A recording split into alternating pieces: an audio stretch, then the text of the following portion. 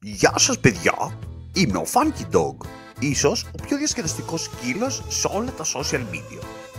Και φυσικά είμαι ο μοναδικός Έλληνας σκύλος YouTuber. Υποθέτω ότι μέχρι τώρα μπαίνατε στο κανάλι για να βλέπετε τα βιντεάκια της Φωτοτόκα. Οκ, μας τελείωσε, καπούτ, τέλος η Φωτοτόκα. Έγινε έφηβη βλέπετε και έτσι σταμάτησε να ασχολείται με παιδικά βίντεο. Δεν πειράζει όμως, βρήκα εγώ την ευκαιρία να πραγματοποιήσω το παιδικό μου όνειρο.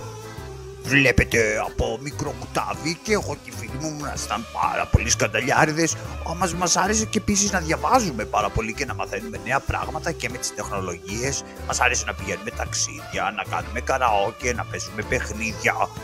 Ωστόσο, ποτέ δεν εγκατέλειψα το όνειρο να γίνω ο πρώτος σκύλος που θα έχει δικό του κανάλι.